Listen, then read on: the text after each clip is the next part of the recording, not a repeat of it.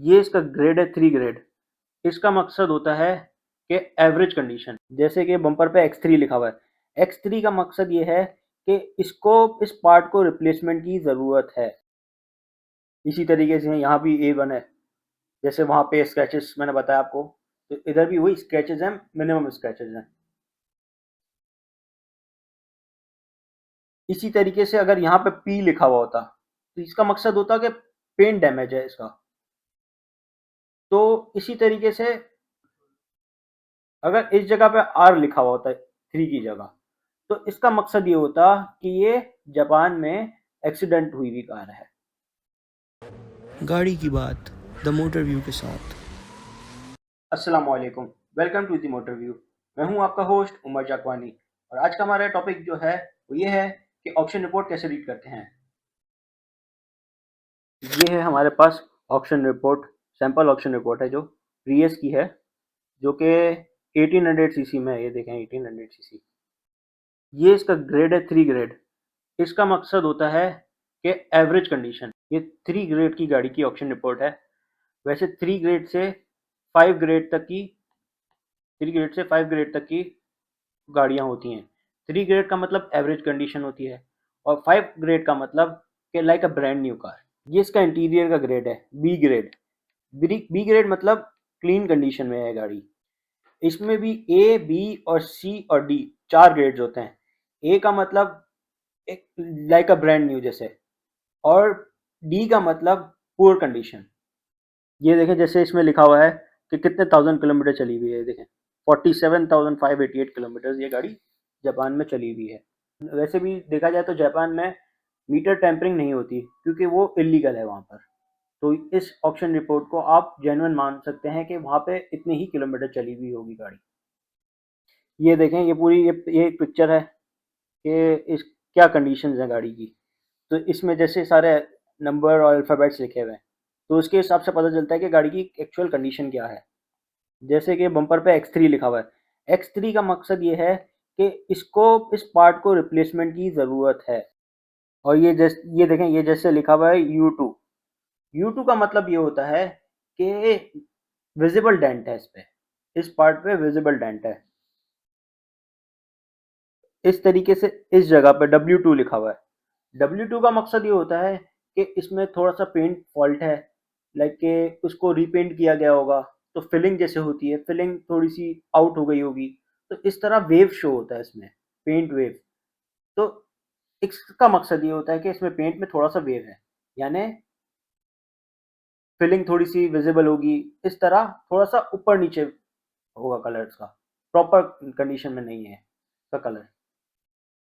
जैसे ये देखें, बोनट पे A1 लिखा हुआ है, यानी इसमें छोटे छोटे स्क्रैचेस होंगे, मतलब विजिबल नहीं होंगे कि आपको प्रॉपरली विजिबल हो रहे हो, थोड़ा सा गौर से देखेंगे तो आपको विजिबल होंगे ये। इसी तरीके से यहाँ भी A1 है, जैसे वहाँ पे स्क्रैचेस मैंने बताया आपको, तो इधर भी वही स्क्रैचेस हैं, मिनिमम स्क्रैचेस हैं। ये W3 लिखा हुआ है।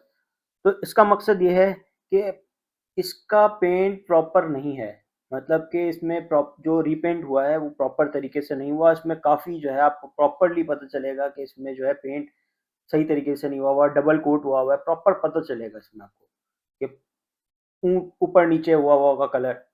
तो ये इसका A3 का मकसद, W3 का मकसद ये होता है। इसी तरीके से यहाँ देखें A3 लिखा हुआ है। तो A3 का मकसद है कि मेजर स्क्रैचेस हैं, मतलब बड़े स्क्रैचेस हैं जो प्रॉपरली विजिबल होंगे।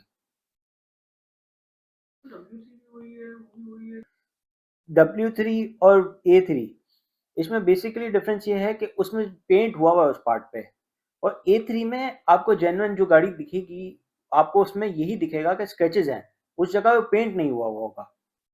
इसी तरीके से ये भी A1, यहाँ भी A1 है, मतलब स्मॉल स्मॉल स्क्रैचेस होंगे, जैसे इस जगह पे भी, बैक पे भी, यहाँ पे भी, ये भी पार्ट पे भी। इस तरह जितने भी A1 लिखे हुए हैं जिस जगह पे, आप समझें वहाँ पर माइनर स्क्रैचेस होंगे। U2 लिखा हुआ है, देखें छत पे, इसकी ये रूफ है, रूफ पे U2 लिखा हुआ है। U2 का मकसद ये होता है कि इसमें डेंट है। डेंट एक U1 होता है। U1 डेंट का मतलब होता है एक छोटा सा डेंट जो विजिबल नहीं है इतना। U2 का मतलब कि थोड़ा विजिबल है ये डेंट। और इसी तरह U3 मतलब कि काफ़ी बड़ा डेंट है, तो इसमें U2 है, मतलब इसमें ज़्यादा बड़ा नहीं, नॉर्मल डेंट है।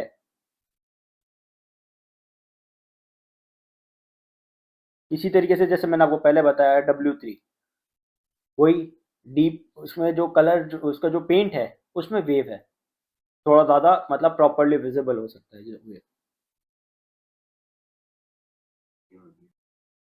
U2 जैसे मैंने पहले बताया, U2 मतलब के विजिबल डेंट, यानी यहाँ पे भी एक विजिबल डेंट है। इसी तरीके से अगर यहाँ लिखा हुआ होता एस, एस का मकसद होता है कि यहाँ पे रस्ट है, जिस फर्स्ट पार्ट पे रस्ट होगा तो उधर एस लिखा हुआ होगा।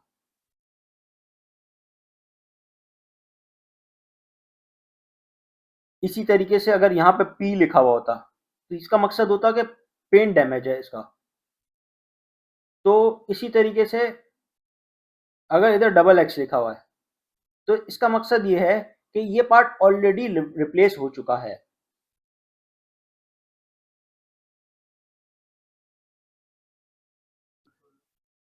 अगर इस जगह पे आर लिखा हुआ होता है थ्री की जगह, तो इसका मकसद ये होता कि ये जापान में एक्सीडेंट हुई हुई कार है। ऑक्शन शीट पढ़ना आना ज़रूरी है ताकि आप फ्रॉड से बच सकें।